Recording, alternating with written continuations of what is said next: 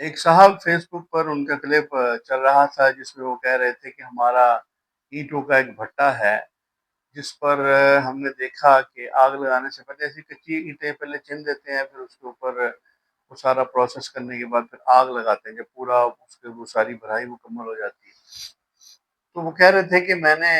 ہم نے دیکھا کہ وہاں پر اینٹیں جہاں پر چن دی گئی ہیں وہاں پر ایک کتی نے بچے دے دیے ہیں کوئی، تو وہ بچے دینے کی وجہ سے اب ہم پریشان تھے کہ بھئی اب اگر آگ لگاتے ہیں تو یہ بھی بچے بیچ میں سڑ جائیں گے، جل جائیں گے۔ تو اسی شش و پنج میں ہم کوشش کرتے رہے، ڈھونڈتے رہے، پر وہ لیکن ہمیں پتہ ہی نہیں چلا کہ وہ کہاں پر جا گئے، اینٹوں کے درمیان میں ہی چھپ گئے۔ بہرحال آگ لگا دی گئی، جب آگ 18 دن کی کتنے دنوں بعد آگ وہ کھولی گئی،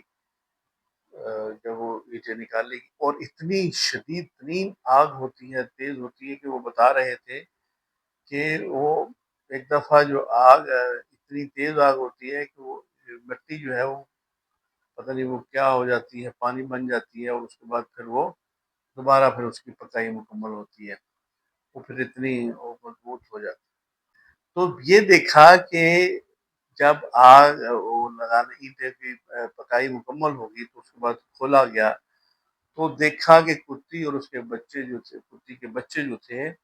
وہ بالکل محفوظ تھے وہاں۔ وہ اینٹیں چنی ہوئی ہوتی ہیں، درمیان میں سوراخ ہوتے ہیں، ان میں سے بڑی تیزی کے ساتھ آگ گھومتی ہے، جبھی تو وہ سارا کچھ جل کے بھسم ہو جاتا ہے۔ لیکن جسے اللہ رکھے اسے کون چکھے، اللہ کی قدرت، اللہ تعالیٰ نے ان کو ایک اپنی قدرت کاملہ کا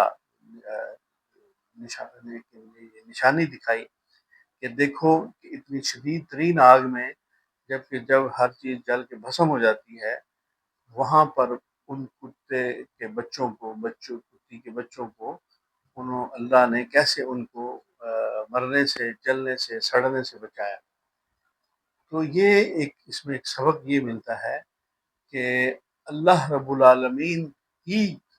جو چاہتا ہے اسی کے حکم سے ہی ہوتا ہے، نہ کوئی کسی کو مار سکتا ہے، نہ کوئی کسی کو زندگی دے سکتا ہے، نہ کسی کو کوئی فائدہ پہنچا سکتا ہے، نہ کوئی کسی کو نقصان پہنچا سکتا ہے۔ جو بھی ہوتا ہے وہ سب اللہ کے حکم سے ہوتا ہے، اللہ کے کرم سے ہوتا ہے۔ یہ معجزے اللہ کریم جو دکھاتا ہے انسانوں کو، فَاعْتَبِرُوا يَا أُولِي الْأَبْصَارِ، عبرت حاصل کرو، اس سے سبق حاصل کرو، سوچو، سمجھو، دیکھو، پرکھو کہ کس طرح اللہ تعالیٰ کی قدرت کاملہ سے کس طرح معاملات جو ہیں وہ کس طرح وہ موت میں سے زندگی کو نکالتا ہے اور زندگی میں سے موت دیتا ہے، سب اسی کے حکم سے ہوتا ہے۔ اس میں جو انسان سمجھتا ہے کہ یہ سبب بنا، وہ سبب بنا، یہ بہانہ بنا، وہ بہانہ بنا، بہانوں سے کام نہیں چلتا۔ یہ قدرت الہی کا کمال ہوتا ہے کہ وہ جس کو زندگی جو دینا چاہتا ہے پھر وہ ایسے معجزے دکھاتا ہے۔ تو اس سے ایمان کا جو سبق ہمیں ملتا ہے وہ یہی ہے کہ اللہ رب العالمین کی ذات پر اپنا ایمان اور یقین کو پختہ اور کامل کرنے کی ضرورت ہے کہ وہ جو چاہے وہی کر سکتا ہے اسی کے حکم سے۔ یہ آپ دیکھ لیں، ابراہیم علیہ السلام نے جب چھری چلائی تو اسماعیل علیہ السلام گردن پر چھری نہیں چلی، تو اللہ نے ان کو بچا لیا، زندگی دے دی، حکم بھی، اور خواب بھی اللہ نے ان کو دکھایا کہ آپ اپنے بیٹے کو ذبح کر رہے ہیں۔ ان کا ایمان اور اس کی جو ثبوت تھا وہ بھی دکھا دیا، انہوں نے کر کے دکھا دیا کہ اللہ کے اولو العزم پیغمبر جو باپ اور بیٹا ہیں ان کا ایمان کس درجے پر ہے کہ وہ اللہ کے حکم، کیونکہ پیغمبر کا خواب جو ہے وہ سچا ہوتا ہے، اس میں وہ بھی وحی الہی ہی ہوتا ہے، تو اس پر عمل کیا انہوں نے، کر کے دکھایا، جس کے نتیجے میں اللہ نے پھر اپنی قدرت دکھائی کہ ان کو چھری نہیں پھیر کر اور ان کا گلا نہیں کٹنے دیا۔ یہ اللہ کی قدرت کاملہ کا۔